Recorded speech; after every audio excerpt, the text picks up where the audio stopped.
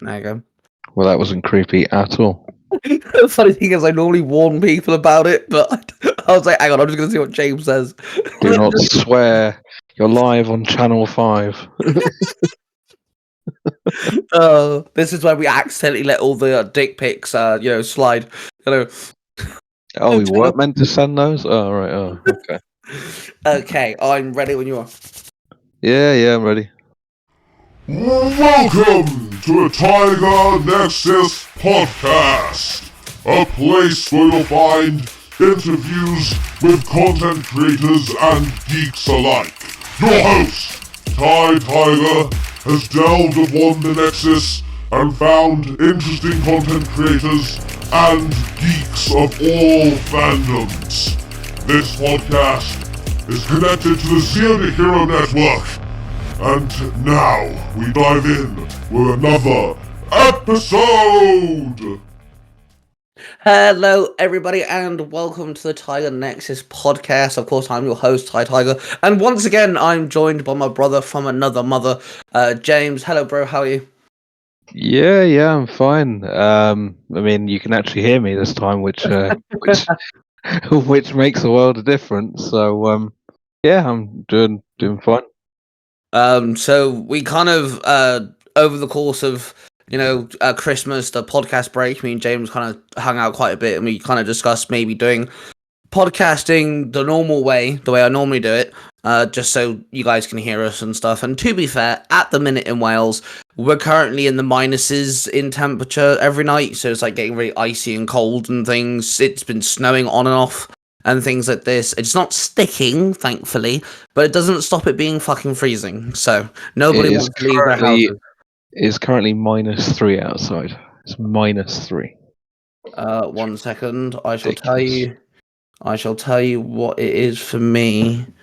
Yeah, I'm -3 as well.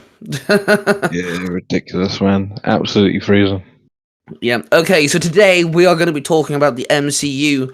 Of course, the MCU kind of took a bit of a, I don't know if you want to call it a break or a hiccup of 2024, only having one major movie release and then some TV shows weren't good. I'm just going to leave it there. But 2025 is jam-packed with 3 live-action movies and 3 live-action TV shows, all accounting and canon to the MCU Prime Timeline. Is that what you want to call it? Prime Timeline? Yeah, the sacred timeline, as they call it. Yeah, there you go, sacred timeline.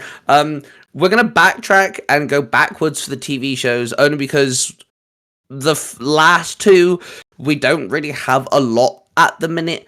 So the last one coming out is it December? Wonder Man's coming out, or is it November? I don't think it's confirmed yet, but it is going to be towards the end of the year, so it probably makes most sense to drop it around about December, maybe November, end of the year sort of time. And we've only had a snippet. We've only had a snippet of Wonder Man. Do you have any, like, are you excited? Are you waiting for a trailer? Where do you sit on Wonder Man? I hope you're not sitting on actual Wonder Man. That would be weird. You know what I meant? No, that raises multiple questions if I was sitting on Wonder Man. No, the thing that I took away from that is that Trevor Slattery's back, and you can't get enough of Trevor Slattery. The guy from Iron Man 3 that pretended to be the Mandarin. Yeah. So he's back, which is good. I actually like him. I think he's pretty funny. I know a lot of people hate and shit on Iron Man 3, but I think he was a really good addition to it, even though, yeah, technically it wasn't the actual Mandarin and all that kind of jazz. But I think what they did with him and his character, I thought was really funny. So I'm glad that he's back in this. So I was one of these people that didn't like Iron Man 3. Rewatching it with Nia, because Nia's now watching the MCU for the first time. It's not, Dark World is worse. And I'm happy they redeemed it in Shang-Chi. They actually brought the proper Mandarin into Shang-Chi, and then they also accounted for, oh yeah, by the way, they're going to explain the whole the acting, guy pretending to be Mandarin sort of story trope. I'm glad they did that. But yeah, he's funny, he's cool.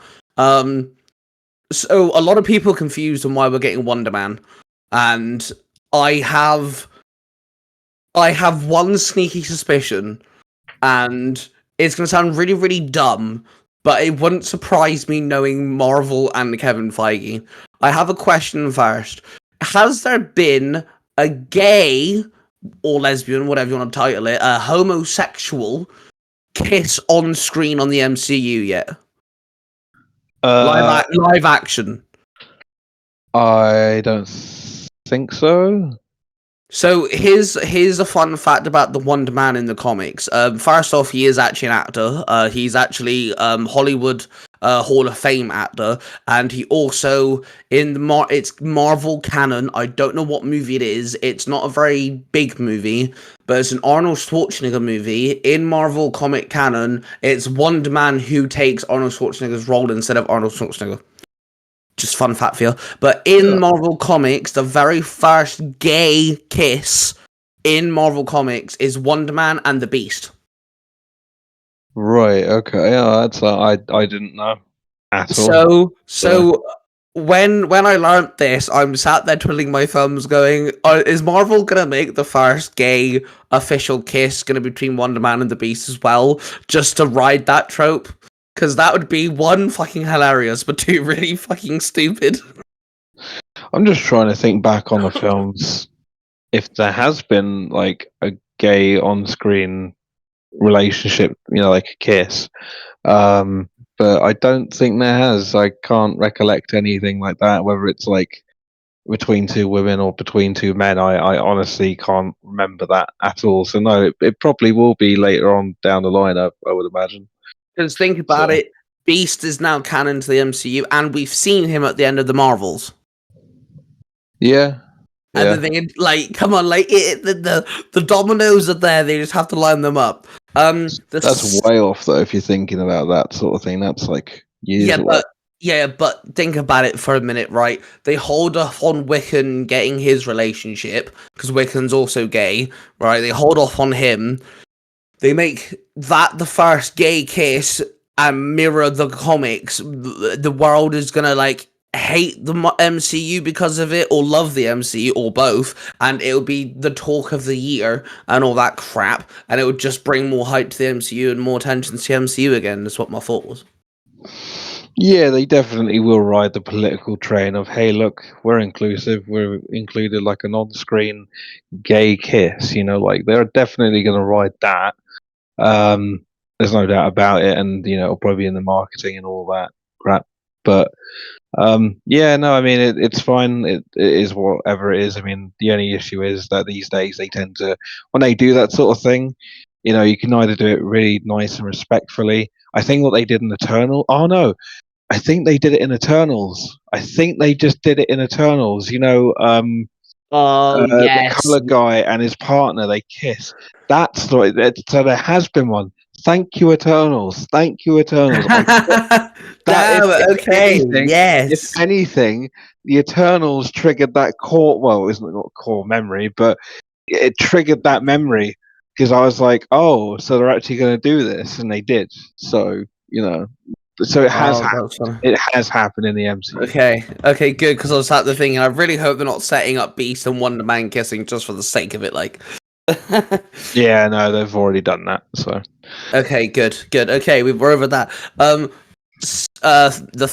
Middle series, the second series to come out in 2025 is Ironheart, and I know that you're not exactly a massive fan. Yeah, she's okay. I'm just not a big fan of like. I don't mind Miles Morales. Miles Morales is fine. I know he's like technically a completely separate character, which he kind of is, even though he's Spider-Man.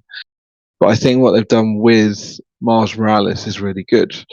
But maybe it's just because I don't know much about Ironheart. Maybe I haven't really seen much of her.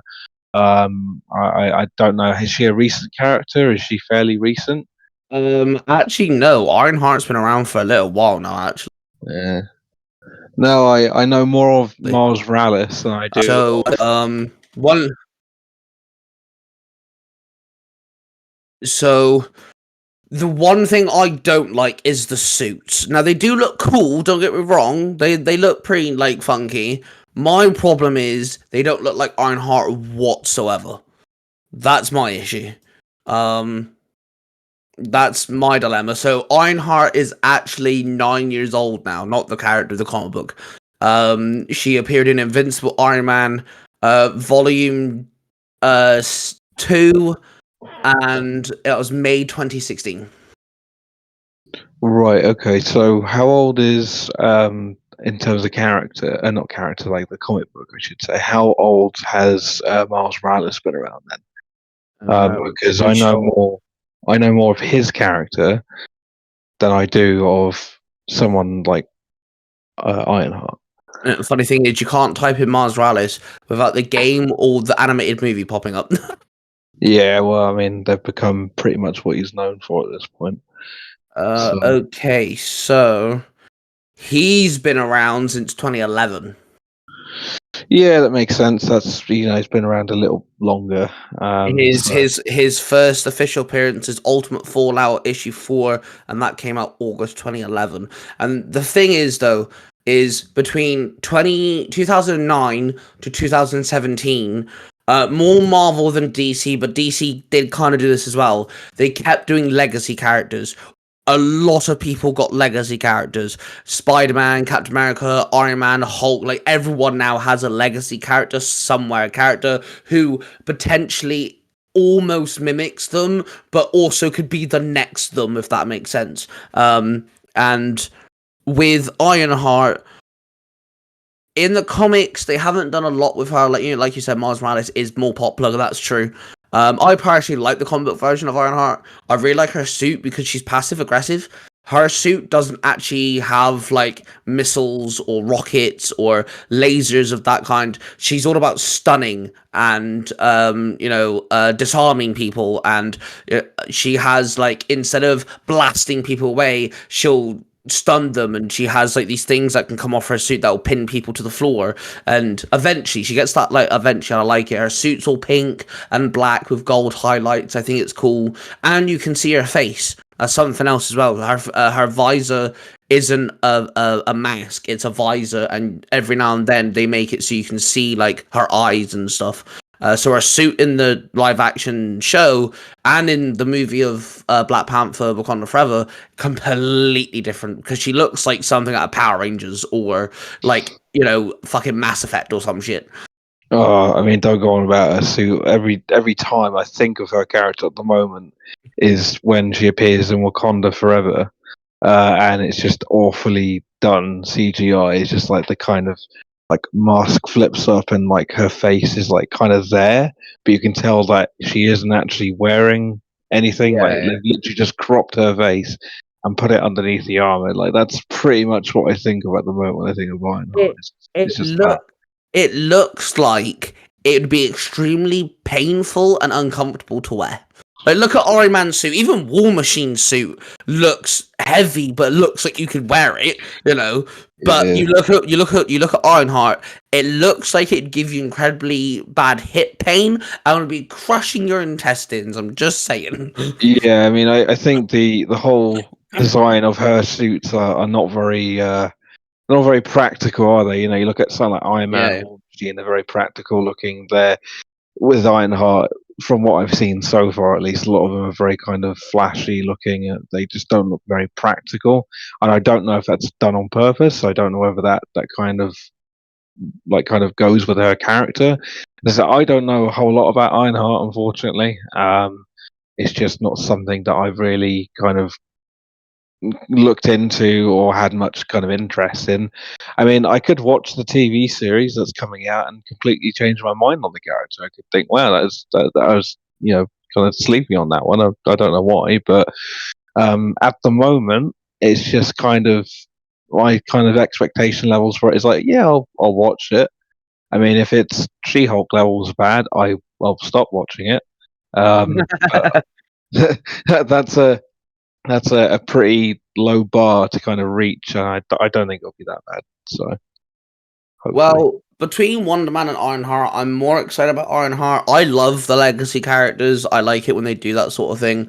And when it comes to my fan fiction writing and stuff, I do like making my own legacy characters. I use a lot of Marvel legacy characters, including Ironheart. But Wonder Man, I'm confused on why they're making Wonder Man. typically, to be honest. More diversity. Yeah, but he's not even black in the comics. That's the thing. They'll do it these days. They'll get a character and they'll be like, yeah, he's white in the comics or he's Asian in the comics. We'll make him black, or it'll be the other way around. Just have like diversity in there. I could be wrong there. It could just be a case of, hey, yeah, we're doing Wonder Man. Not many people already know of Wonder Man, so we're just going to cast whoever in the role. The best actor. That could be their thinking, to be honest. But I don't know. A lot of what Hollywood does these days is very intentional and very kind of planned. They kind of go, "Oh, we're inclusional. See, we've got everyone to kind of have a different shade of like skin tone. Everyone's got a hero now." So obviously we know, there is going to be 2 Avengers films. They're going to be big story-wise. Do you think we're going to see Wonder Man and Ironheart? I'd be very surprised if they did appear. Honestly, they seem more like characters that are setting up post Secret Wars. Or they could appear in Secret Wars, but I mean at this point the roster is getting so massive for that film. I just don't really kind of see Wonder Man or Ironheart doing a whole lot. So to me, a lot of what they're doing, a lot of what they're kind of laying the groundwork here for now is kind of using characters post Doomsday and Secret Wars, because obviously they're more likely going to in some fashion reboot it. I don't know how they're going to do that exactly, but yeah, it just seems like to me like Wonder Man, Ironheart, even Daredevil. We haven't touched on that yet, but even Daredevil to an extent, yeah, they've brought back, Charlie Cox and all the, John Bernthal, which they'll probably keep going forward, post Secret Wars. But a lot of these characters now, it just seems like they're kind of rushing towards the end of the multiverse saga because they know it's a flop. They know it hasn't really done very well, so they're just kind of. It seems like to me a lot of these characters are just going to exist after the point of Secret Wars, and then we'll see more Wonder Man, more Ironheart, and Daredevil going forward after that point, more than likely. That's what it seems like to me, at least. So. Well, personally, I don't see Wonder Man being around. If he is, it's going to be end game type deal where he's just in the final fight. He just pops up and they just acknowledge the fact that he's there. He'll throw a few fists or whatever. Ironheart, I feel like will, because they want to do Armor Wars, and that definitely feels like that's going to be after the Avengers now.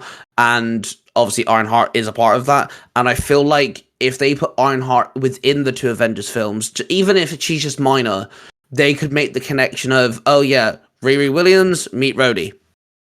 And that's how you 2 know each other, type deal. So, like, I think that would be a nice, like, that's how they connect. Also, I think it would be kind of cool if Riri's the reason why Iron Lad's around, because technically speaking, we've already met the kid. He's the kid in Iron Man 3. So that would be, everyone thinks that's going to be Iron Lad, should I say? So it'd be kind of cool if Riri's the reason why, she convinces him to become Iron Lad. That would be kind of dope. But yeah, anyway, I'm more looking forward to Ironheart. I will watch it again, like you said. I agree. If it ends up like She-Hulk or fucking Secret Invasion, I give up. Wonder Man, I'm gonna have to see a trailer first, like a proper official trailer first. And I'm hoping Ironheart's good. But again, we're kind of sat on our fences because I do find a lot of the time with the TV shows, because they're coming out with so many and so often, even though they're slowed down a lot, even though that we're getting far less than we were like 2 years ago. I just find that now they're bringing out TV shows, and it's like you don't. Obviously, they've kind of rebranded and restructured the way everything kind of works now. They've gone back to the old system. They've got Marvel. They've brought Marvel Television back. Marvel Studios is for the films. You've got Marvel Games, etc. But honestly, now if you miss out a TV show, like I haven't really bothered to watch the end of Agatha because it just didn't really interest me that much. But I don't really feel like I'm going to be missing out on anything of worth that much by not watching it. So even if Wonder Man didn't look that great and you didn't watch it, I don't think you'd probably miss out on anything that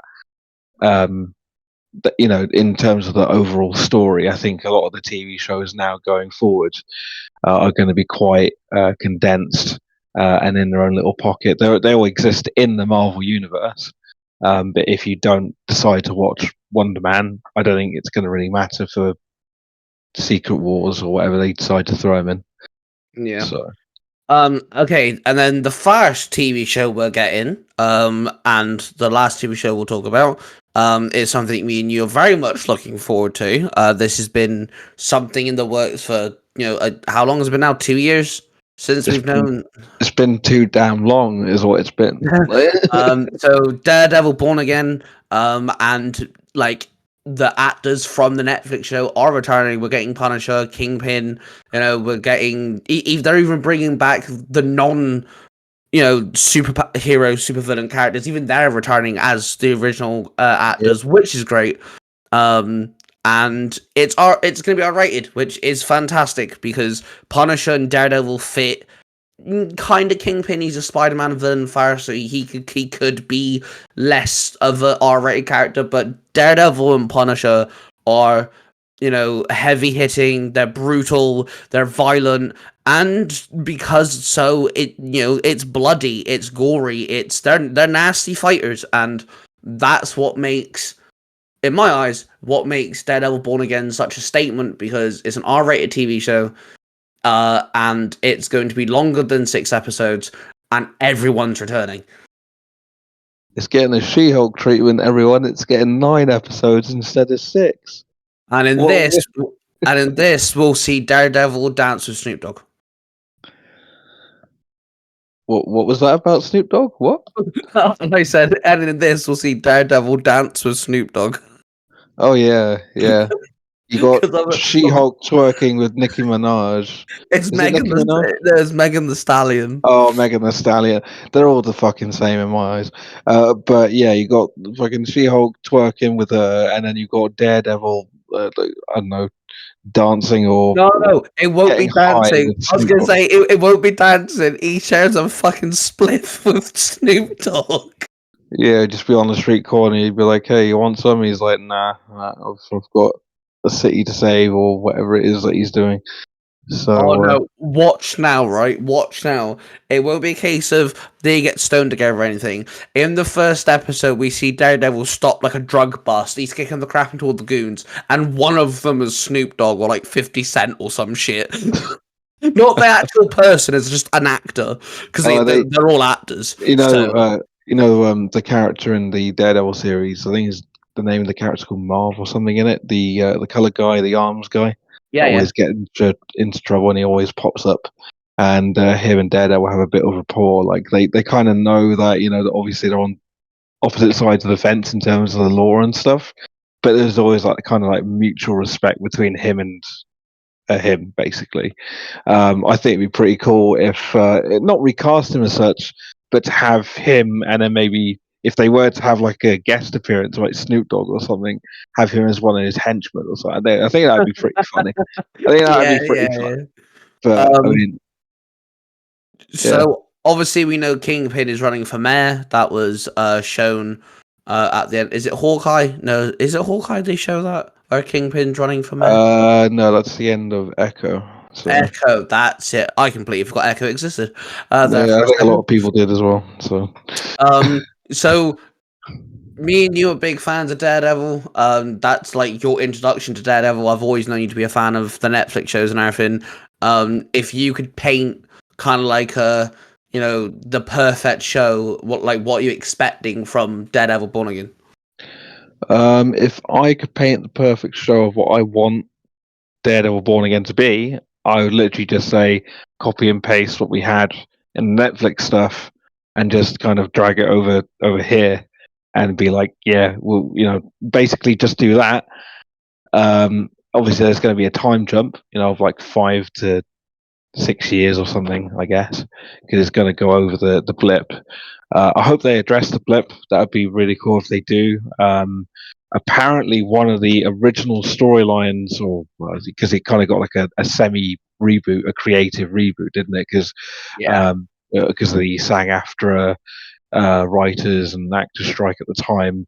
Apparently, that caused them to sit down and see what they'd already shot. Kevin Feige was not happy with what was coming along, and he's like, "No, we need to do go back to the old way of doing it with the Netflix style of it." Which is going to be infinitely better because apparently he didn't even suit up until episode 4 out of those 18 episodes, which was just ridiculous. Jeez. Yeah, that's a bit wank.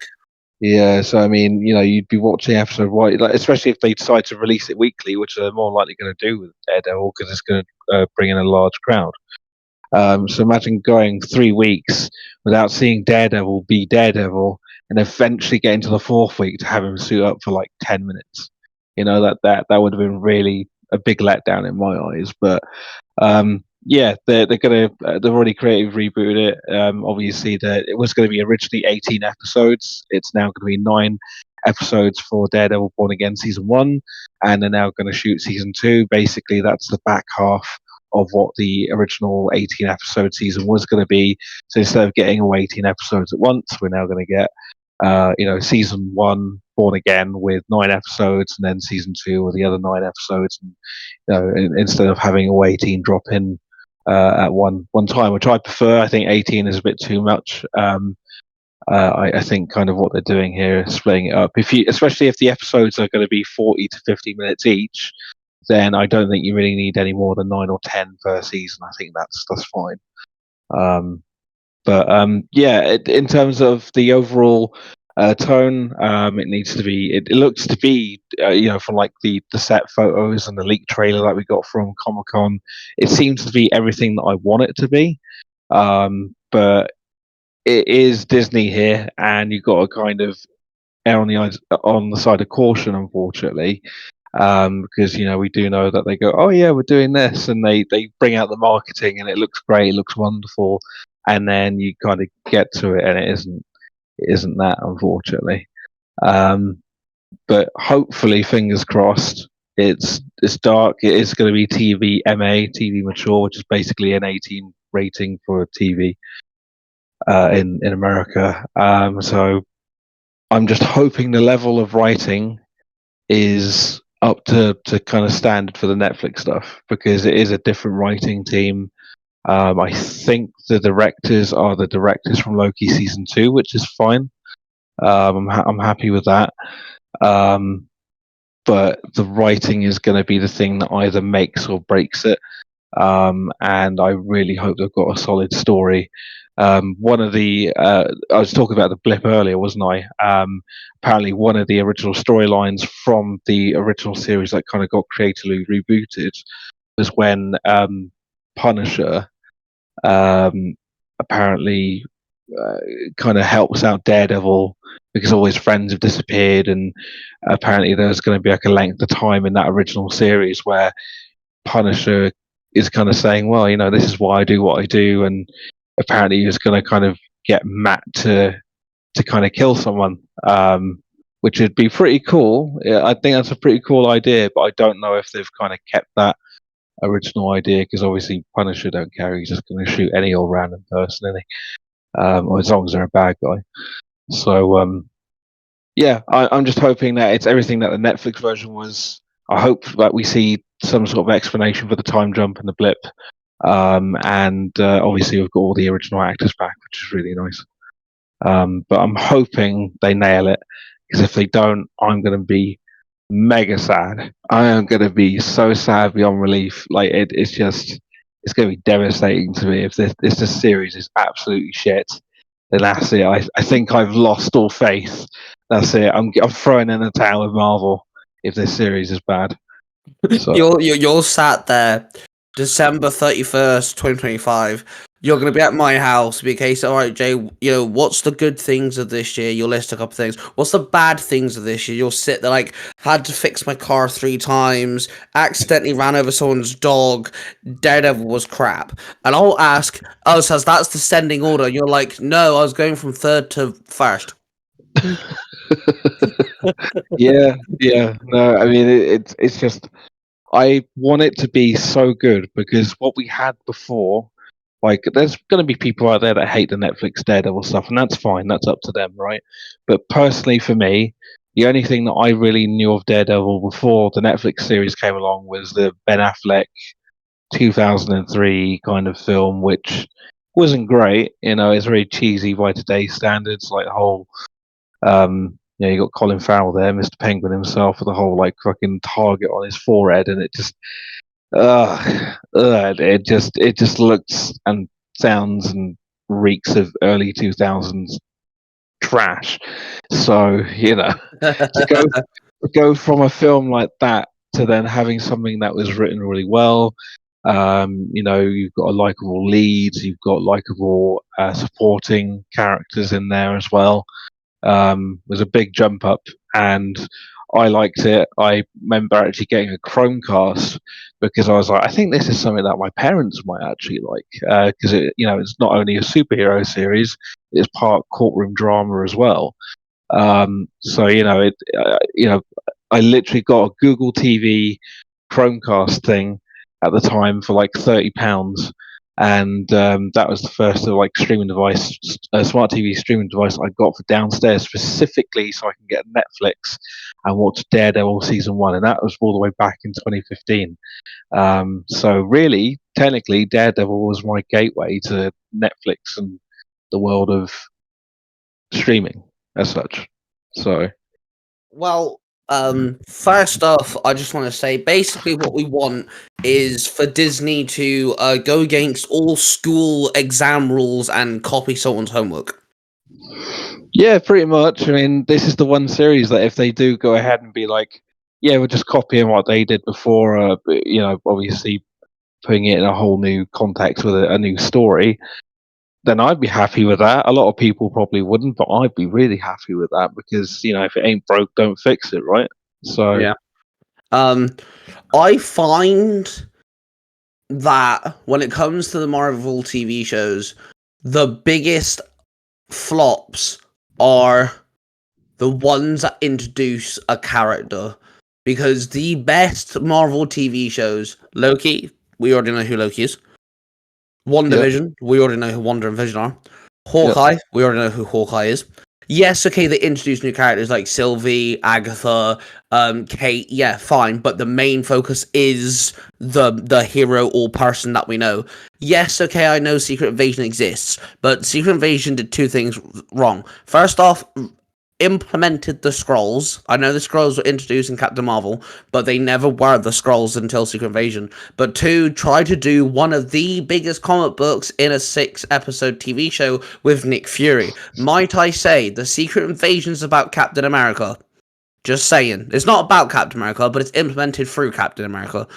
It's got nothing to do with Nick Fury. That's where they failed there. But the main TV shows that are introducing characters, She-Hulk, Moon Knight's good, but Moon Knight could be better. She-Hulk's wank. Agatha, whatever the fuck it's called, is diabolical. Miss Marvel's diabolical. And it's the TV shows that go, hey, we got a new character for you. Have 6 episodes of bollocks. Daredevil is a continuation of a TV show. It's like an extra season, or seasons, because there's going to be 2, and I like that. It's almost like when TV shows get sequel series after years, like Dexter, Sex and the City. We have all these TV shows that have been not even aired for years, and then suddenly they've gone, do you like this character? You like the TV show? Yeah, we're just going to give you more of them, but they're slightly older. And they work really well, and that's exactly what we need for Daredevil. We need it to be just like Netflix, but just slightly ahead of time. That's fine. It's going to be like Netflix, but with a big old bag of Marvel cash. Am I right, Deadpool? Yeah. And okay, so I do like the Daredevil Netflix show. I think it's really cool. But my golden ticket of this is Punisher, and you know how much I love Punisher. I've always been a fan of Punisher. I love Punisher because he's just a guy with guns. And that sounds silly, but that's why I love him so much. It's not like Red Hood, because Red Hood had been murdered and then brought back. And then he started to go kill the Joker, and Batman had to, convince him not to. That's the whole thing with Red Hood. Punisher is literally just a guy who had the wrong cards dealt and thought to himself, do you know what? Fuck this. why the fuck should I listen to anything anyone has to say? You're a bad person, you deserve a bullet in your head. And that's why I love Punisher so much. I'm literally actually wearing my Punisher jumper right now whilst talking to James on this podcast episode. I love Punisher so much, and the movies were okay, not great. 2000 cheese, definitely. Yeah. But the TV show, holy fuck, it's one of my favorite superhero TV shows of all time. I love the Netflix Punisher show, and it's the one thing I'm never going to be able to convince Nia to watch because of how gory and violent it is. But it's the one thing that I always point people to. If you want to know good comic book adaptation, you know, if you like fighting and shit, that Daredevil and Punisher are your go-tos. And I'm glad that you brought up the Punisher TV series because ever since the creative reboot of Daredevil Born Again, they've now got a showrunner. They never used to have showrunners for the TV series that they used to make. You know, the short 6-episode ones that they used to do a couple of years ago. Now they're actually bringing in showrunners, which is what you're meant to have on TV series. And they've got the showrunner from the Punisher Netflix series to do Daredevil Born Again. So I love the Punisher as well. I think I'm more Daredevil. You're more Punisher, but I think together they're great. Yeah. But yeah, I mean, obviously you've got Frank, who has a bit of a twisted kind of moral compass. You know, it's kind of like, well, why should a bad person live when they've basically, you know, killed someone or raped someone or whatever? You know, they just need to die. Which, you know, I mean, he's kind of got a point, but he kind of goes around it in the wrong way, you know, technically. And you've always got Daredevil to hold him back there. But yeah, no, the Punisher Netflix series is great. I enjoyed the hell out of that. A lot of the Netflix stuff is great. Like, a lot of people tend to shit on Jessica Jones. I like Jessica Jones. I really like Kristen Ritter. Probably got a bit of a crush on her, to be honest with you. But you know, it's just I don't know why people kind of disregarded. I know at the time people were like, "Oh, it's Netflix. It's not canon." Blah blah blah. I don't want to watch it. Now they don't have that excuse. They should watch The Punisher. They should watch Daredevil. They should watch. I mean, Luke Cage. You know, I think you said you fell asleep during Luke Cage, didn't you? I watched episode 1. I was sat there like, yeah, right. Like, at least he looks like Luke Cage. I'll give him that. He looks like Luke Cage, like no fucking tomorrow. It's scary, but yeah, halfway through episode 2, I fell asleep.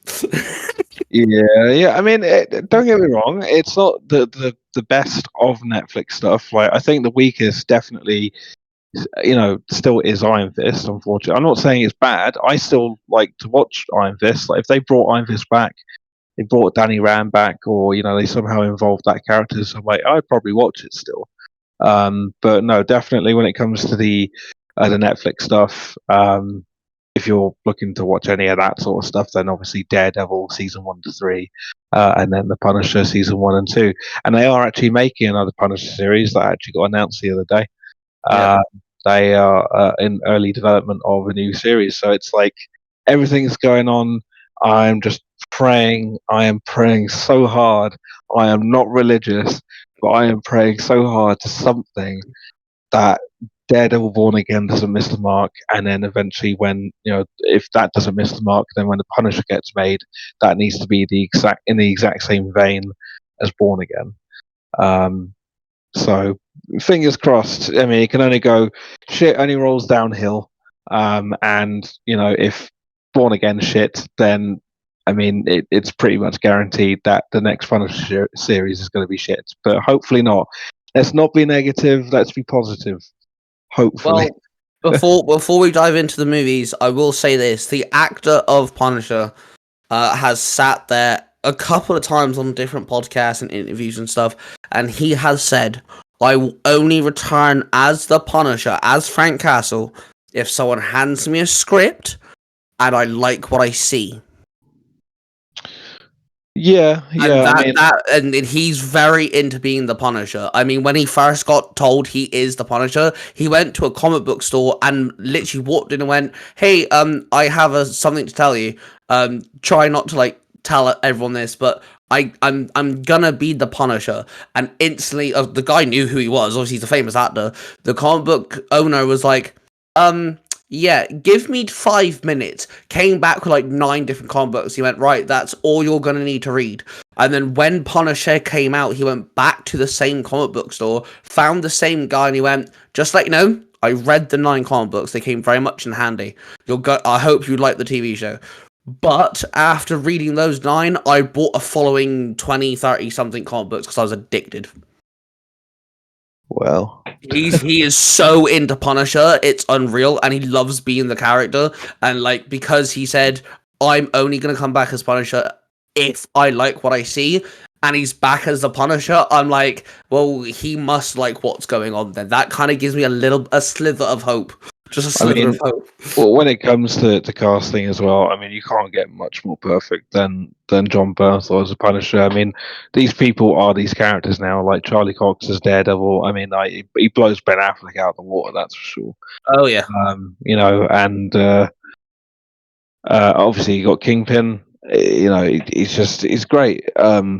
His name escapes me right now, but everyone in that series is amazing, or in the Netflix stuff is just casted so well that I just don't really see anyone else in those roles like ever, just simply because they portray the characters so well. But yeah, fingers crossed. I mean, it comes out in less than 2 months now, so I mean, we're going to know pretty soon. And why the hell they dropped the trailer yet? It's been ages since it got leaked. Like, the trailer got leaked in August of last year. In August. We're now in January, or on January 10th. It is January 10th, right? Yeah. Actually, well, technically speaking, 20 minutes no, but yeah. Well, yeah. I mean, we are recording this rather late, but yeah, it's just release the damn trailer. I want my damn trailer, Marvel. Okay, so we get 3 movies this year. That hasn't happened for what feels like a long time. We only got 1 official MCU film last year. Let's talk about Fantastic Four quick because we don't know a lot. We haven't had a trailer yet. It's the last film of the 3 to come out. What's your thoughts on the fact we're officially getting Fantastic Four MCU? The fact that we've basically got the universe, like multiverse guy appear once again in the form of Pedro Pascal, who seems to be tasked with. He's probably not going to be tasked with the exact same thing in Fantastic Four, although it'd be pretty funny if they do the exact same thing with Pedro, where he's just this older guy that happens to escort, or bring this kid from one point to another point and be like, yeah, jobs are good, and then realize that, I'm actually quite attached to that child because, like, I don't know, my fatherly instincts are kicking in, and then he just, I don't know, he's Reed Richards with a kid. There you go, No, it'd be so funny because I'm sure Herbie, the robot's actually been leaked. That he's gonna be in the movie. So funny is like the beginning of the film, Ben and Sue are there like, Reed, we need to get Herbie from, we're in this country, we need to somehow get to this place in this dimension. How the hell are we gonna do this? And Reed's there like, I've done this a few times. Yeah, he's just like, don't worry, a small kind of childlike being needs escorting from one place to another. I'm a pro at this, and he just. Yeah, that'd be pretty funny, to be honest with you. But no, I mean, in all seriousness, yeah, I mean, the behind the scenes photos look great. I'm a huge fan of the suits. So many people don't like the suits. I actually think that no, because it's this. And we still don't know if we're going to see them become Fantastic Four. Apparently we're not. Apparently they're already going to be the Fantastic Four, which I hope, because we already have Spider-Man in the MCU. We didn't see his origins. If you're going to do a superhero film where you're bringing in a character or set of characters that we've already seen more than once, you don't need to do their origin. Especially Fantastic Four. We do not need another fanful stick, for fuck's sake. Apparently everyone's like, oh, their suits look weird. I'm like, yeah, but they look like the original Fantastic Four comic books. They're meant to, though, like they are meant to look a little bit out of place. They are from an alternate universe that kind of has that 60s kind of futuristic vibe going on. That's the one thing I'm worried about. that is the one thing I'm worried about is the whole futuristic 60s type style set in. Are they going to work with the rest of the MCU? Well, I think it's going to be a case of that they land in the MCU's 6-1 or what they call the 616 universe. And they're going to be essentially people from not out of time. Well, I guess technically it would be because where they come from, everything looks what we would call 60s-esque, but that would be their current day. So it'd be very much like an out of time, out of kind of new universe sort of scenario where they end up in our universe maybe by the end of the film, or I'm not entirely sure how they'll go around it, but they're going to end up from their universe in the 616 universe somehow by the end of that film. I could be wrong, but how else are they going to tie in the Fantastic Four that is meant to take place in apparently a separate universe to the one in 616 and the current Marvel stuff? So there's got to be some sort of connection, some sort of jump somewhere. Because obviously at the end of, I know it's a film that I fucking detest, and we watched it out of pure spite. But at the end of the Marvels, obviously Monica Rambeau, she ends up in the universe where the X-Men are, and that's where she currently is. So they're slowly bringing together all these different other universes around 616, and it seems like to me at some point all these things are going to slowly collide, have like an incursion, like they did in Doctor Strange. That's why they brought that up, and then eventually a lot of these universes would be like one mega universe, or like a new universe. I don't know how they're going to go around it, but there's going to be some sort of like collapse, and we're going to have like Fantastic Four from one universe in this new universe. We're going to have the X-Men from one universe in this universe, and it's going to go around that sort of route. That's what I think, at least, anyway. So. Well, if they don't do it at the end of the Fantastic Four movie, they'll actually start Doom's whatever the fuck the next Avengers film is called, Doomsday, whatever it is. They'll mostly start that with the Fantastic Four, because obviously Doctor Doom is a Fantastic Four villain. Obviously, he's also fought the Avengers and shit. I know that, but like, it could be the case of maybe Robert Downey Jr., Doctor Doom turns up in the Fantastic Four universe, causes havoc. They escape into the main MCU universe or something. They'll figure it out. But I'm intrigued. I was a bit iffy on the casting, but looking at the set pictures, I'm like, okay, I can kind of see, Human Torch. I can kind of see that. That he looks pretty good. I'm intrigued to see how they'll handle the Thing. Again, we don't. The two people that I'm fully sold on the Fantastic Four casting is Ben Grimm as the Thing. I can't remember the actor's name.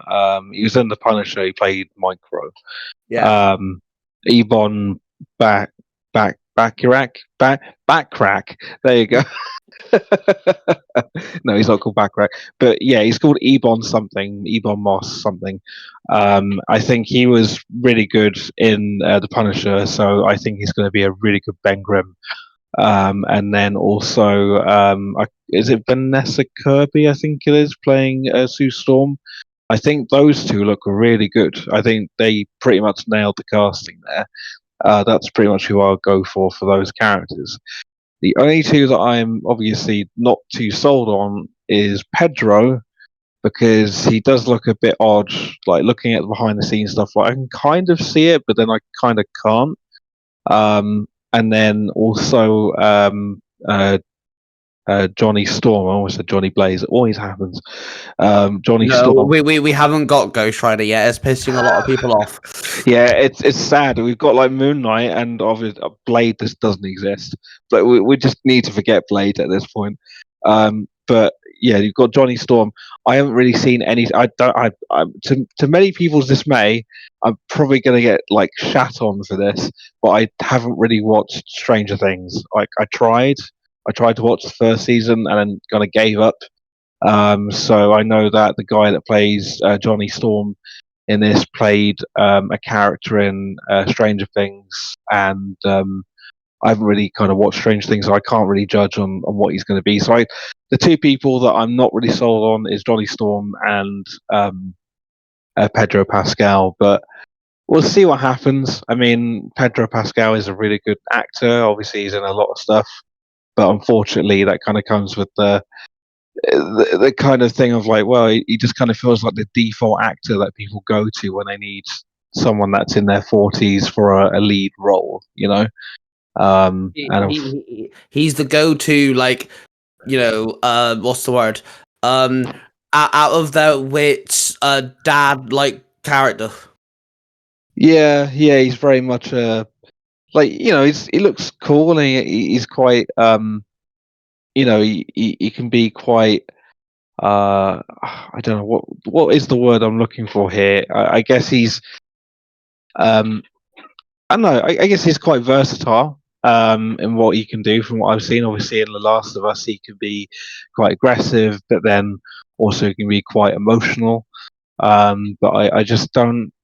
I don't know what it is. I can't see him as Reed Richards, and I think I'm going to need to see a trailer or a teaser or something. I know that there's a behind-the-scenes thing that got leaked of like test footage, but it was taken on like a potato, and I couldn't see what was going on or hear what was going on. So, like many of those leaked things go, I mean, I was really surprised when we got the leaked Daredevil trailer, and it happened to be in 1080p, and it was someone holding the camera straight. And I'm like, blimey, this is not a real leak, is it? But yeah, we'll see what happens with the Fantastic Four. I mean, you know, apparently Galactus is going to be the villain. Which is kind of odd because you think Galactus is an Avengers level threat, as they call it, as the meme goes. But Yeah, but they keep doing this. Dormammu, Gore the God Butcher. You know, they keep putting Avenger level threats in singular movies. yeah, it's a bit disappointing, honestly. I thought Galactus would have been. I mean, don't get me wrong, it's better than him being a big giant fuck off cloud like in Rise of the Silver Surfer.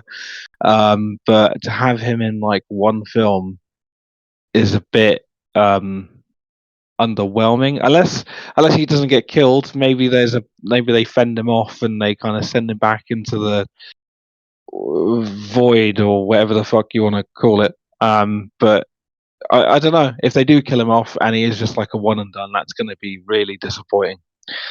So, well, see, this is where my writer instincts kind of kick in.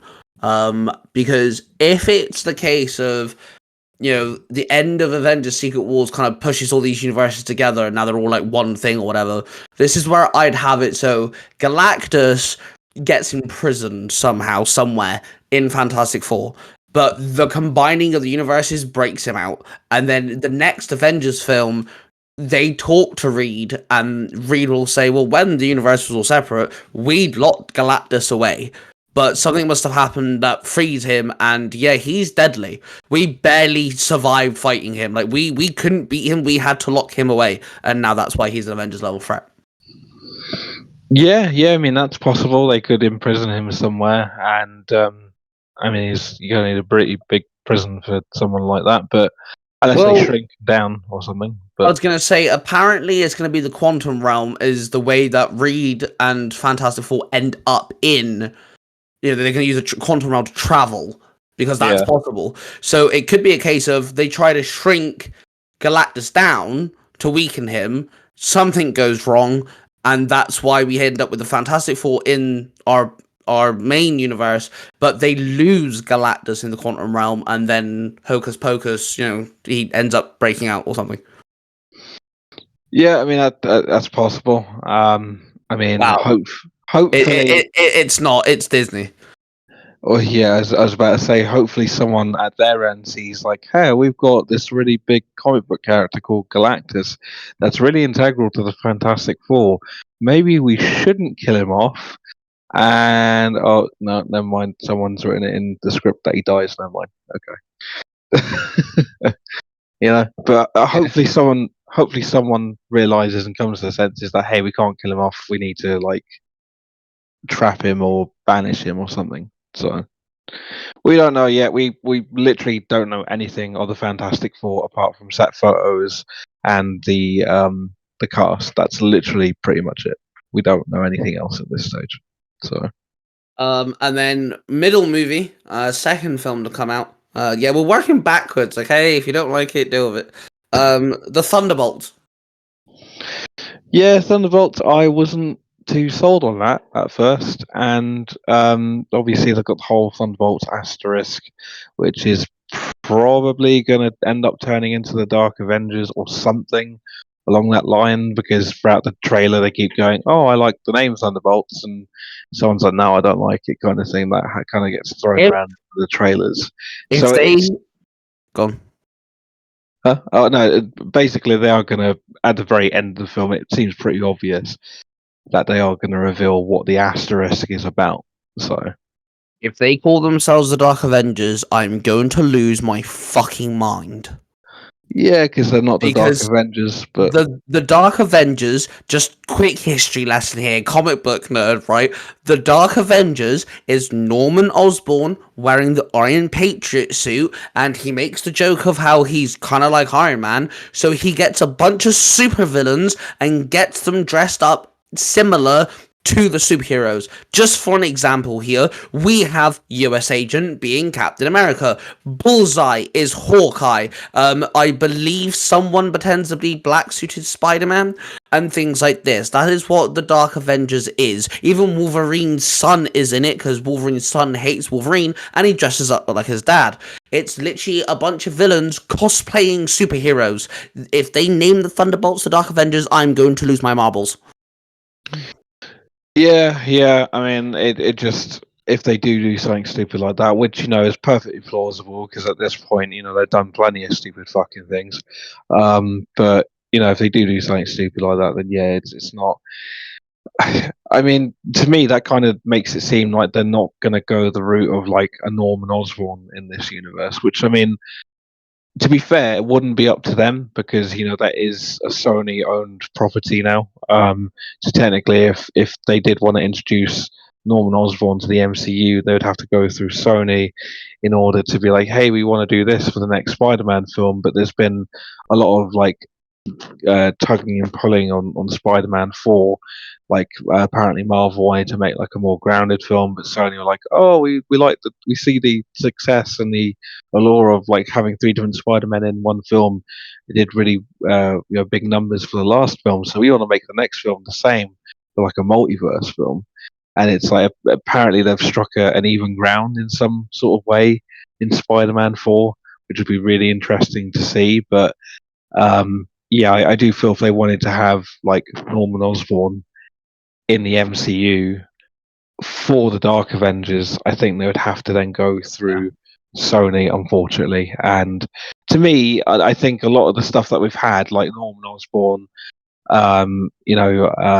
Doc Ock and stuff, I'd be really surprised. Well, not surprised, but I'd be really not shocked as such if they didn't appear in the MCU, because they've gone, "Oh well, we've done that sort of thing before, so we'll pick some other characters from Spider-Man's roster." Which, to be fair, it does have a big roster, but it'd just be a bit of a shame not to see Tom Holland share a screen with like Harry and Norman Osborn and all these characters. But if they're not going to do that, they're not going to do that. But you know. So, just before we dive into what we have seen of Thunderbolts in the trailers, I just want to quickly mention this. The one thing I'm scared about when it comes to Spider-Man, it's sandwiched between both Avengers films, which more than likely means either at the end of the movie or something, it's going to tie into the next Avenger film. Well, I don't quite understand their placing there. I mean, this is going to seem really awkward because we've spoken about Fantastic Four. We're already making our way backwards, just talking about Thunderbolts, and obviously we're going to talk about Captain America. But skipping forward a bit to both Avengers films, the Doomsday and Secret Wars. Yeah, apparently there is going to be a Spider-Man 4 in between those two films. My only issue with that placing is that obviously in Doomsday they're bringing back Robert Downey Jr., which is somewhat of a controversial decision, but hey, we'll roll with it for now. And, obviously he's going to look like Tony Stark. He's going to sound like Tony Stark. He basically is Tony Stark in a different suit. And they're going to have Spider-Man in Doomsday to a degree to address the fact that, hey, what's my mentor doing in a different suit doing bad things, or things that we don't agree with? Because it would seem really odd and out of place and a missed opportunity if they didn't go, isn't that Tony, isn't that what, why does he have Tony's face essentially? And then have Spider-Man come in there and be like, what's my old mentor doing in a suit of armor that isn't Iron Man, to just completely be distraught at the fact that his mentor, this person that he loved and loved him, is a complete and utter, well, not arsehole in a sense, but I guess for the film they are going to make him an arsehole in some kind of degree. But then the only thing is that how are they going to address a Spider-Man solo film on its own unless they make that a prequel to Doomsday, which would make it really fucking confusing for anyone going, oh yeah, I'm going to go see that, to the casual people, not to us because we keep up with this shit. But when it comes to like the casual person, they go, oh yeah, I've just seen Doomsday, I'm going to go see Spider-Man in July. And they're going to be really confused because, it's suddenly a prequel to Doomsday. You'd think that they'd place that before Doomsday, but obviously Sony being Sony, it is what it is. But okay, so once again, my writer brain kicked in. If I had to come up with a Spider-Man film which would please Sony and Marvel, or Disney, should I say, whatever the fuck you want to call them at this point, and the film had to be put in between both Avengers films, I would make it, and a lot of people wouldn't like this, but I would make it so the end, even if it's the end credit scene of Doomsday, is Spider-Man by himself. Whether it's like, he got knocked out or like he got left behind somewhere, he's by himself. And don't forget, nobody remember who the fuck he is. So it's not going to be hard to put him by himself. End credit scene, all we see is the Vulture. All we see. The Spider-Man film is Tom Holland against the Sonyverse. I know the Sonyverse is ending like crap, but one, it will please Sony, and two, it'll actually give some form of context to one, Venom popping up in the MCU, and two, the Vulture popping up in the Sonyverse. I'm not saying include Venom, because that wouldn't work now, but include at least some of the Sony characters, because we do know that Vulture talked to Morbius. Obviously, Marvel has a bigger budget. They'd have to keep the things Sony did and all that jazz, so at least maybe Morbius would look a bit better and shit like this, but make it so we kind of have a Spider-Man versus Sony versus shit, especially if they are going down the route of Doctor Doom wants to rid the multiverse or rule the multiverse or some shit. He's going to break down the multiverse somehow. We know this. Then, either at the end of the movie, Spider-Man wins, or at least comes to a deal with them. So, because don't forget, they're all anti-heroes. They're not actual villains in Sony. They're anti-heroes. Spider-Man then ends up not teaming up with them per se, but makes them understand that this shouldn't be happening, and Doctor Doom or whatever the fuck's going to happen in Secret Wars is going to be, a bigger threat. And then the end credit scene to Spider-Man is going to lead you up into Secret Wars, because Secret Wars is universe versus universe. That's literally what Secret Wars is. It's all the ultimate universe versus the main 616 comic book universe. So it just makes sense if you're going to sandwich Spider-Man in between the both films, connect it with Sony, and then you can include Sony into it. They're technically canon to the MCU in some form of way, minutely, kind of like how, Tobey Maguire and stuff. And that way, you've now also tied, other than technically speaking, you could count Across the Spider-Verse because we have what's his name? His uncle in the live action version. Right. Prowler. Yeah, the live action version of Prowler pop up. So if you do that, you have now connected the 3 Tobey Maguire films, the 2 Andrew Garfield films, and the Sonyverse, and the MCU. So that's all the live action Spider-Man films all together. Yeah, I would agree with that, but I mean, yeah, I'd rather them just kind of forget that those films existed personally, because the only one really worth watching out of those spin-off monstrosities is Venom, and obviously Venom: The Last Dance isn't too bad, but everything else, I'd rather them just forget they existed. To be honest with you, everyone should just have a Men in Black wipe of those films and just forget they exist. Just delete them, erase them from your memory, erase them from movie archives. Just forget they exist, because I don't really think they're that good. So, personally, I know you think like Craven wasn't too bad, but for me, Oh no, Craven was terrible. I just think it's not as bad as the rest of them. yeah, but then that bar isn't really that high, so it's kind of comparing shit to shit. Yeah. Anyway, Thunderbolts. I was like you. I was on the fence with Thunderbolts. I do like some of the characters. I love Yelena. I think Yelena is badass. She's one of my favorite Phase 4 characters. Love the actress. She does it so well. She's so cocky. She's so funny. It kind of seems like they've made her a bit more depressed, which I kind of like, because she's kind of taking up the whole, she now is the only person who could fill Black Widow's shoes. You know, she no longer has her sister. She didn't spend much time with her in the last 10 years, whatever long it's been, you know, so she feels guilty. She tried to kill Hawkeye, you know, so she feels guilty about that, you know, etc., etc. I like Red Guardian. I'm glad that he's, you know, not just there, he does actually have some point. I love the scene in the trailer where Bucky and Red Guardian are in the car, and Red Guardian asks him what type of super soldier serum did he have, and Bucky's like, the Hydra kind. And then like he like Red Guardian gets all a bit like awkward about it. Love that. That's great. Yeah. I hate, I despise Ghost's new suit. I don't care. I'm sorry. Ghost was not a good character in Ant-Man and the Wasp, but at least she looked. Well, it should be he, but at least she looked comic book accurate. What the fuck is the new suit? Why does she look like an android?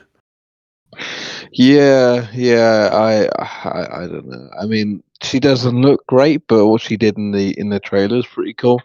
You know, Yeah, where she like don't get me wrong. phases. Don't get me wrong. The fight scenes look incredible. That's one of the reasons why I want to watch it, because these aren't superheroes. Even Bucky can throw a fist and such. I mean, in all the way up until Avengers, he kicked the crap into most of the superheroes, and he stood his ground. You know, he's a hard-hitting character. Falcon and Winter Soldier did not do him justice in fight scenes. You know, it's going to be entertaining in that aspect. But it's just the suit. I can't, like, Taskmaster looks alright. I understand why they changed it. You know, she's redeeming herself or whatever. So I understand why her suit would change. But it's just, yeah, I can't get over Ghost suit. What do you think of our new Nick Fury? Yeah. I love that. Yeah. Yeah. Yeah, Yeah. I'm not really feeling it, to be honest with you. The whole Val and whatever, like I don't know. She might grow on me, but I think she's a bit odd, to be honest with you. Yeah. And then Yeah. obviously she's bought Avengers Tower, and that feels really underwhelming because, like, apparently we're meant to find out about that in Echo, according to Brad Winderbaum, and then that never happened. So he was talking out his fucking ass. And it turns out it got revealed in the Thunderbolts trailer, and it's like, out of everyone they could have sold that tower to, sold it to her. Okay, you know, it's like, okay, well, that's a bit disappointing. Like, it could have been the Fantastic Four, it could have been the Kingpin, you know, it could have been quite literally anyone but her, and they went with the most boring choice. This all could be like absolute nonsense. Like, we could watch Thunderbolts and think it's the best thing ever that they did that whole, you know, move, you know, with, you know, selling it to her and etc. But I just don't see it personally. So Yeah, that she's the only character I'm like at, like, you know, they brought Sentry into this. Now I'm looking forward to seeing Sentry. I think Sentry's pretty fucking badass in the comics, but the only thing I don't like about Guardians Volume 3 is going to end up repeating itself, and that is Adam Warlock. Adam Warlock and the Sentry are very big characters. They have a big presence. Adam Warlock is the person who redoes the snap in the comic books. He's, you know, such a very powerful character, and so is Sentry. Yes, he's Superman. Kinda. He's you could class him as a copycat of Superman. Sure, everyone does that these days. But I just feel like we're gonna get another Adam Warlock, and that's my fear. Is Adam Warlock is gonna repeat itself, and they're gonna turn a really big, almighty comic book character into a dumbass. yeah, they're gonna like demasculinize him, if that's a word. Yeah, they're gonna kind of hold like, you know, this big hulking guy that's Adam Warlock, and even in Guardians game did Adam Warlock really well. Yes, You agreed. know, that big guy that has like fucking a quintillion amount of abs, you know, and he's muscly and he's quite clever. But in Guardians 3, he's just a laughing stock. He has issues with his mummy, as he calls her. And it just, that is not one of the good things about that really good film. It's a really good film. You know, it's got a good message in it about animal abuse and that kind of thing. And James Gunn made us all cry over a CGI raccoon and his friends. But unfortunately, yeah, they're going to do the exact same. I have a feeling, you know, looking at that trailer, you know, they've made him the kind of laughing stock, I guess, of that trailer. We could be wrong once again. You know, we're only filming this, we're only recording this in January. So Thunderbolts comes out in, was it April or May? May. May. And you know, we could be completely wrong, and I hope we are. But I just don't see it. Looking at the trailer, it looks like they've basically done, as you said, exactly what they did to Adam Warlock to Sentry, and that's a shame. I really don't know. I know that they're powerful characters, but you can have powerful characters and not make them be a complete fucking dumbass or laughing stock, you know? If that's the way you're going to dumb them down by quite literally making them dumb as fuck, that's stupid. Yeah. But, you know. And then obviously the very first movie we get, and to be fair, I'm actually quite excited to watch it, is Captain America 4. Well, you can't really call it Captain America 4. Technically, it's Captain America 1 all over again.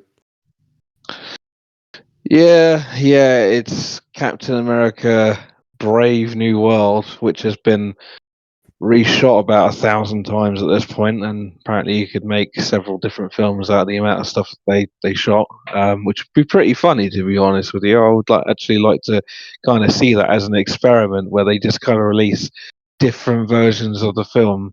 Oh my god, imagine that's how they do the multiverse, is they got like 3 different Captain America. That would be a pretty funny thing to do. Like if they just give different cinemas different cuts of every film, it would cost an absolute fuck ton of money. Like it would literally cost probably more than what like Disney are worth, maybe. But like that would be pretty funny if they just did that sort of thing. They're not going to do that, but it'd be pretty funny. But yeah, I mean, it's just, I don't know. From the latest trailer that we got, it looks quite good. The one they keep playing in the cinema, that you have to keep telling your fiance's eyes to just avert her gaze for 2 seconds while the trailer plays. Just like, you know, yes, I have had to do that. At the end of 2024 into 2025, we went to the cinema like 3 times. Well, I went to the cinema 3 times, and Neil was with me twice, and they kept playing the Captain America 4 trailer. She's just watched Spider-Man Homecoming, so we haven't even got to Phase 4 yet. Captain America is still Steve Rogers, and so like it's just a case of like, babe, avert your eyes. You know what makes it worse for her in that situation is that it even gives a flashback of Endgame in that thing, and it's like, Yeah, you just ignore it. Just ignore that for now. Like I feel like anyone in that situation that goes to the cinema, like a casual person that doesn't keep up with all this nonsense and just goes to the cinema and sees a trailer for the new Captain America film, and they go, "Huh, that's odd." You know, like someone that maybe hasn't watched Endgame, but they watch the occasional like Marvel film or Marvel TV series because they're not all that into it. They're casual. Um, they're going to be really confused on what's going on there. But I think that's what makes it worse. Is that obviously in that trailer they just kind of harp on the fact that hey, you know, he passed the mantle on. Well, Yeah, I just find that funny. it's like what I told Chris in it. You can't watch any of the MCU trilogies or quadrilogies one after the other. It's impossible. Yeah, no, you can't. There is a very set order, and if you kind of deviate from the order, you're not going to really get the full effect of it. So it's why. What's your thoughts on the fact that one, they've actually made the aftermath of Eternals something, but they've also made it so it's made of adamantium? Honestly, I think Eternals gets a lot of shit and a lot of hate, and I don't know why. People at the time being like, it flopped, and it's like you do realize it was kind of releasing. Did it come out in 2021 or was it 2022? I think it's 2021. I think it's November 2021. I think. So you've got to remember that the world was still kind of in an odd place with the supposed like pandemic and all that kind of nonsense going on, and therefore cinemas weren't bringing in audiences like they should have been. But for what it did, I think it made like, was it 400 million or something like that, or 500 million? It didn't make 402.1 million. Yeah, so I mean, it's not up there. He's not like It's almost double its budget. Its budget was only 230. Yeah, okay. Well, there you go then. I don't know if it made a profit because obviously you got to take marketing into consideration. That's normally like a million, not a million, 100 million. So it's just, I don't think it maybe broke even, if that. I probably didn't. But yeah, when it comes to that, I just don't think Eternals was all that bad. And if anyone did watch Eternals, which I did, and you did, and a handful of other people did, obviously you had the ending of Eternals there, where what was the celestial that was in the Earth? I can't remember the bloody name of it, to be honest with you, but it was going to basically hatch out of the Earth, and the Earth was going to explode into a million pieces, and that's how a celestial was born. Obviously, they stopped it, and he's basically frozen out of the ice. I'm just happy that they're kind of acknowledging that, because they could have gone there. No one watched Eternals. It's a complete and utter failure, complete and utter flop. It gets shat on, and therefore we're never going to address it ever again, which would have been a shame. But I'm glad that they are kind of addressing that in some form. And you said they made it out of adamantium, is it? Apparently so he's called Tiamat the Communicator. And apparently, yes, apparently his metallic exoskeleton, or whatever the fuck you want to call it, is going to be adamantium, and this is the introduction to adamantium in the MCU. Obviously, take away Wolverine, he's in a different universe. Yeah. Yeah, I mean, I don't mind that. I honestly think it's about time that they kind of introduce something like adamantium in the MCU. Obviously, they want to bring in the mutants, so it's kind of like a prime time to do that before they bring them in. I think it's good. Apparently, to Google, this is just going off Google. Tiamat is a celestial being from the movie Eternals whose body is made of adamantium. This revelation is expected to be a major plot point in Captain America Brave New World. There's a theory that when Cersei did her whole transformation doohickey, that's what turned Tiamat's core into adamantium. Is she's turned it into adamantium. Because she didn't know what the fuck she was doing, did she? She just did her thingy and, she made it so it died. And apparently that's what... So, This is kind of confusing because apparently the leader's meant to make an appearance in this, which is confusing. He's from the Incredible Hulk film, and he's still listed in the cast of this movie. So the bad guy in Brave New World, he's gonna obviously basically kind of do Winter Soldier Civil War again in a sense. He's gonna frame the Patriot, the older black guy, who's a super soldier. He was in Falcon Winter Soldier. He's gonna get him to attack the president, who is now played by Ford, obviously. And then Red Hulk's gonna be a thing, and it's gonna cause this whole debacle of the war. Like, it's gonna start this massive thing, and it's gonna be all kind of like played by the main villain. And apparently this is all done to sneakily undermine so he can then get adamantium. Apparently that's what it's going to be, which, no offense, it sounds like an MCU plot. What I just said literally sounds like something that the Marvel would do.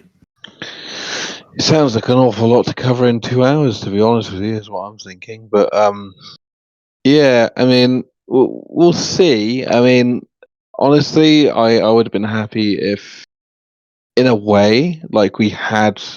I don't have anything against him being Captain America at all, but I honestly think that he could have just been like a supporting character. I don't think we really needed another Captain America film, honestly, at this point, because we know that he technically got the mantle passed to him, blah blah blah. He could show up in Avengers. He can show up in other projects. They could do another TV series. They carry on Falcon and the Winter Soldier, but instead of it being Falcon and Winter Soldier, it's Captain America and the Winter Soldier, or Captain America. Well, I guess it wouldn't be the Winter Soldier; it might be Captain America and the Falcon. I guess because that's who his psychic's going to be in this. It's going to be the new Falcon. They could have just done something like that, but instead they've made it into a film that doesn't sound particularly amazing. But we'll see. We'll see what happens with it. I mean, we'll go see it. I gotta say, out of everything next year, the stuff I'm really excited for, in terms of Marvel, for me, is going to be Daredevil, obviously being first. I mean, I said next year, didn't I? Sorry, this year. I still think we're 2024. So Daredevil obviously is going to be my number one thing for obvious reasons there. And then Fantastic Four, I think, is going to be the next thing, just simply because we haven't had a film since 2007, I think, with Rise of the Silver Surfer. So everything else kind of falls at the wayside, and obviously I'll watch it, like Thunderbolts and Captain America and all the other TV series. But we'll see what happens in Captain America. So if it ain't great, it ain't great. So I'm glad that they brought in the new Falcon. Again, I like legacy characters. They fucked that up too, because they adapt things wrong a lot. Like, literally, guarantee you now, I could pull up something about every single Marvel character and tell you how they're different from the comics, just saying. But the guy who is the next Falcon is literally half Falcon. He has bird wings coming out of his arms. He's got literal feathers on his back. He's literally... his face is normal, but he's literally like half bird. But he just learns how to... I think it's Doctor Strange that helps him, actually, make himself look normal. I believe, I could be wrong there. It's a sorcerer of some kind. It could be Wong. But yeah, anyway. But again, they ruined Redwing, because his little drone thing, Redwing's an actual Falcon in the comic books that he's mentally, spiritually, and emotionally connected to. But anyhow, I do like the fact we're getting him. I do like his suit. It looks more military-esque, which is weird, because that's how the Falcon was introduced, as a military thing that was shut down. If anyone's ever watched Captain America Winter Soldier, that's what he says. So I also like the fact that he makes a joke of how his Falcon suit's better than Sam's was. I do like that. He seems like a cool character. He definitely doesn't seem like he's a bland knockoff or anything. But yeah, I look forward to Red Hulk. I'm one of these people that have always said if they do Red Hulk, they better do him right, and they have done. It is General Ross. does kind of look like they've forgotten to make it so he has heat abilities, but we've only ever seen him throw a car, so we'll see. And I mean, the actor who's playing the villain, I do really like. He's a great voice actor as well. He's one of the Far Cry villains, and he did a very good job there. So I'm looking forward to Captain America. I'm scared for Captain America. I look forward to Thunderbolts. I'm scared about Thunderbolts. Fantastic Four, I don't really have a thought other than I'm excited because I do like the Fantastic Four. And like you said, we haven't had anything major about Fantastic Four for years. Pedro Pascal as the Mr. Fantastic is the one thing I disagree about it. Only because, no offense, I love Pedro. I think he's a fantastic actor. He is Joel to me. He is Joel. Which I never thought I'd say because I was so against them making a live action adaptation of The Last of Us, as you know. But like he's just I don't know. I'm gonna have to see a trailer. Daredevil is top. You know, I get my Punisher back. You know, I love Charlie Cox's Daredevil. I love how witty he is. You know, he's a ladies' man, just like, you know, the younger version, you know, more inexperienced version of Daredevil is. And Wilson Fisk is a badass. I've always loved that version of Wilson Fisk, and the reason why I like him as Kingpin, he looks like Kingpin. He's a tank of a character. He looks built as fuck. Because this is the one thing that people don't understand. In comic book lore, the Kingpin is 8% body fat, meaning he is 92% pure muscle, and that is natural. That is not any drugs or super soldier serum or anything. He has literally trained himself to be like that. Hence why everyone keeps thinking Spider-Man's weak, where in the comic books he kicks the crap into Kingpin, showing off how strong he is. But like, yeah, he looks like, you know, if this Kingpin ever gets stated to be 92% pure muscle, I can believe that. He looks like it, you know. So yeah, Daredevil's top.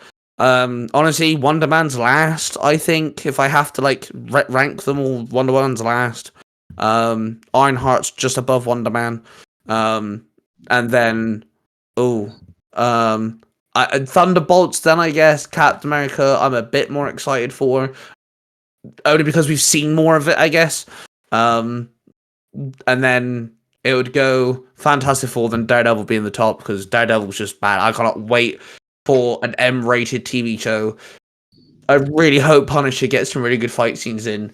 It's a shame they couldn't do the same for bloody Moon Knight, but there you go. Well, I mean, now if Daredevil does really well, I do believe that Daredevil's a test for Disney, not Marvel. I think it's a test for Disney, and I think that if Daredevil gets the views and, like, you know, people demand season 2, they demand the Punisher series and stuff, I think that's when Disney will be a bit more willing to greenlight M shows, because apparently they want Moon Knight season 2 to be M because of Jake Lockley. He's a lot more harsher than the other two. We'll get more like Russian gang members getting beheaded by car doors. Yeah, woo, let's go. Yeah, basically. But yeah, if you had to rank them, how would you rank them in how excited you are? Yeah, so obviously Daredevil top is my most anticipated thing in terms of an MCU project. There's one thing that we did forget to mention actually this year. That is already, or no, it's not already come out. It's going to come out at the end of this month, which is Friendly Neighborhood Spider-Man. But I just feel that that's a smaller. Yeah, but that's not MCU, and it's not not live action. No. So that's why I didn't mention it. You talk about live action stuff. Yeah, that's fair enough. Yeah, so it's definitely Daredevil. First one, and then the second one will be Fantastic Four. And then you've got it'll be Daredevil. I'm completely freezing on it. It's too late. What time is it? It's like 20 past 12, isn't it, or something like that? Yeah. So yeah, Daredevil, Fantastic Four. I'm gonna go Thunderbolts, Captain America, Ironheart, and then Wonder Man. Or no, actually, I'm gonna swap those. It's gonna be different. I'm gonna put Wonder Man and Ironheart, simply because I don't know much about either of those characters, but simply because Wonder Man's got Trevor Slattery in it, and I do like that character. I think he's funny. So All right, fair. Well, thank you, James, for coming on the podcast once again. If people are listening on YouTube, and of course, give us your rankings of the 6 live-action installments to the MCU, and let us know what you're thinking about, Galactus, what your hopes are for, the Thunderbolts, what you think the name's going to change into, because it definitely seems like that's the thing, is that the name isn't going to stick. Do you think it's going to be Dark Avengers? And then, let us know if you've ever watched the Netflix shows, or are you going to watch the Netflix shows for the first time because of Daredevil Born Again and you want to catch up? That'd be interesting to know how many people do that. Don't forget to subscribe to the YouTube channel and follow us on the podcast platforms. Thank you, everyone, for listening. And of course, I love you all, Roar of Passion. And I'm definitely going to have James on a couple times this year. As soon as we've done recording, I'm going to tell him why. Yes, I'm telling him he's on the podcast. He doesn't get a choice. Actually, can I just say quickly before we go? Hell with you, huh? James has already stated if I ever need a guest, he'd jump on. So this is his fault, not mine. Just saying. But thank you, everyone. I love you all, Roar of Passion, and we shall see you guys in the next episode. What you have just listened to is a product created by the Three Ranger Bros Studio. Hosted by 3 cosplaying fathers who happen to be massive geeks of all sorts of fandoms. They are Mark, the Red Cornish Ranger, Cosplay Dude 637, and Ty Tiger. The studio covers different types of YouTube videos, TikToks, podcasts, and live streams. If you wish to find out who cosplays who, the YouTube channels, the TikTok accounts, and the podcasts, and all of the other social media platforms, please go to the 3rangerbrostudios.com.